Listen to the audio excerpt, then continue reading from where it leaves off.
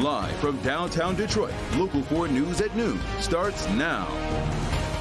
Concerns for the Queen. Queen Elizabeth II under doctor's supervision right now after a rare announcement from Buckingham Palace over the Majesty's health.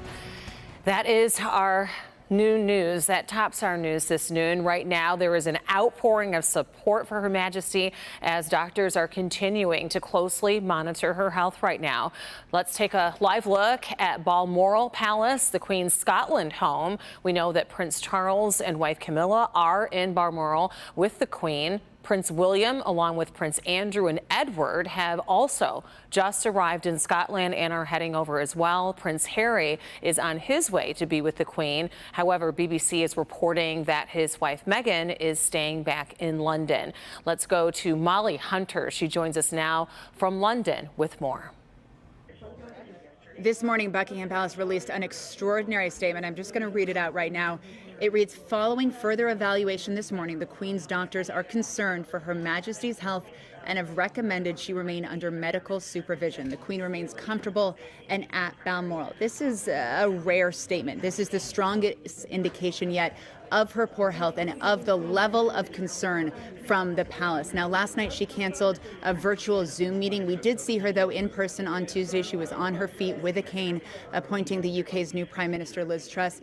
Now, Liz Truss has spoken in the last hour. She said the whole country will be deeply concerned by the news from Buckingham Palace this lunchtime, adding, my thoughts and the thoughts of people across our United Kingdom are with Her Majesty the Queen and her family at this time. Now, most of her family are either there at Balmoral or on their way. We know Camilla and Prince Charles are at Balmoral already. We know that Princess Anne is there. Prince Andrew is on his way. And we also know that Prince William and Prince Harry and Meghan are all on their way, clearly serious if her family is making the trek, making the effort to get up to Scotland immediately.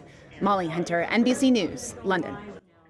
Thank you, Molly. And there is a reported plan in place should the Queen pass in Scotland. First, Scottish Parliament would immediately suspend to prepare for her state funeral. Her Majesty would rest in state at the Palace of Holy Road House in Scotland's capital of Edinburgh, and then to St. Giles Cathedral, where people can pay their respects. The Queen then will be taken to London, where a series of state funerals will be held in her honor, including services at Westminster Abbey.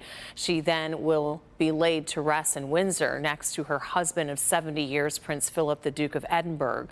We will continue to keep you updated with any new information regarding Her Majesty's health right here on Local 4, as well as throughout the day on clickondetroit.com. But again, being closely monitored by medical professionals, and her entire family is coming to be by her side right now. Here at home, a judge permanently strikes down Michigan's 1931 ban on abortions just months after suspending it in a decision very likely to be appealed by anti-abortion groups. Judge Elizabeth Gleicher, she ruled the law violates the Michigan Constitution. It was dormant before the U.S. Supreme Court overturned Roe v. Wade in June. The law makes it a crime to perform abortions unless the life of the mother is in danger. The Attorney General, other prosecutors, and Planned Parenthood all sued to get a ruling on whether that law that dates back to 1931 is unconstitutional. Meanwhile, this week, the Michigan Supreme Court is expected to rule whether a ballot proposal guaranteeing abortion rights will be on the November ballot. That decision is expected by tomorrow, the deadline for when ballots need to be printed.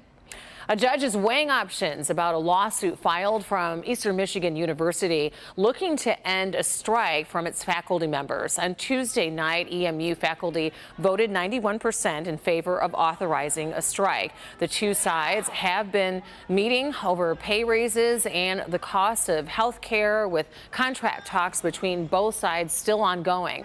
On Wednesday, hundreds of professors hit the picket lines in a move that canceled classes for some students that are impacted by those striking professors. It's not all the professors on campus. Now, if a judge does grant the injunction, it would force EMU professors back into the classroom.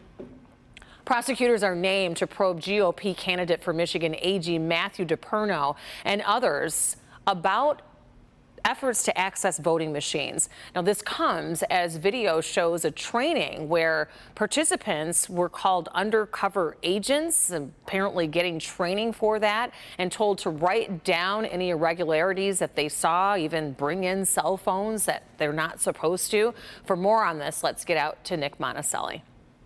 So this meeting was a Zoom meeting, which was recorded. You'll see that in just a moment. And some of the trainees were concerned with what they were being told to do because it was against the rules.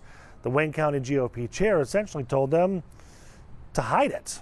Well, don't be fearful, guys. CNN obtained this recording of a Wayne County GOP training session over Zoom the night before the Michigan primary last month. So you're all really undercover agents. Congratulations. Just passed undercover training. This training, though, was not for partisan observers. It included the paid election workers who will check in voters, hand out ballots, even help in the counting.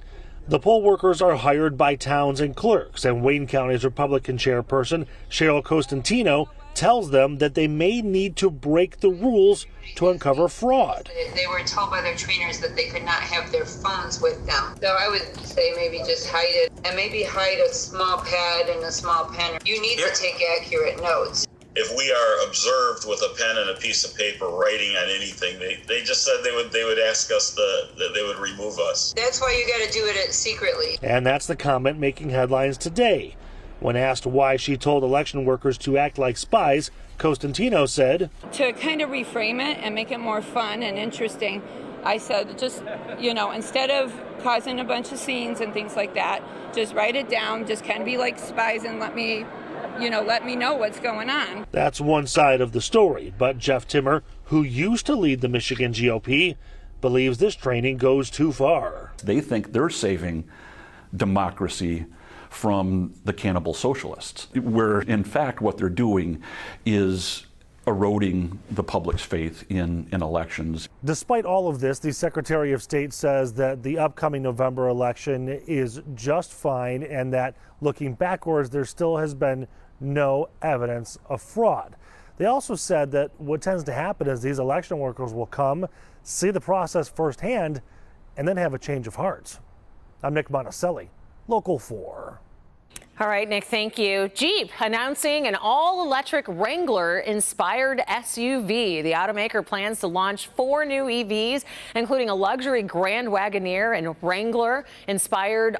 This is an off-road vehicle. It's called the Recon, or Recon, still learning the pronunciation of it. Jeep says that the new models will be additions to the brand's lineup and are not replacements for the current models. We should emphasize that. This is Jeep's most detailed and aggressive electrification plans to date. The Recon is expected to go into production in 2024. It's a beauty. It's targeting a range of 400 miles on a single charge plus 600 horsepower.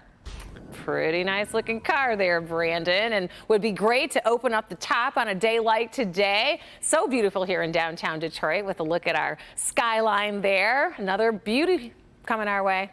Yeah, moonroof, sunroof, convertible, motorcycle, whatever you got. Look at this. Low humidity, middle 70s, 77 City Airport, 75 at Metro Airport, 75 the number Pontiac, also Ann Arbor. And we're a handful of degrees warmer than we were this time yesterday. Coming up, we're going to take a look at an increase in the heat and humidity. How about your weekend? Tracking rain for one big game and some more badly needed rain coming up. All right, Kim. I said Kim. Clearly, you're not Kim, Brandon. Thank you. Still to come, United Airlines going in on a unique venture ahead the electric vehicles that it is looking to purchase. But first, Secretary of State Antony Blinken makes an unannounced trip to Ukraine.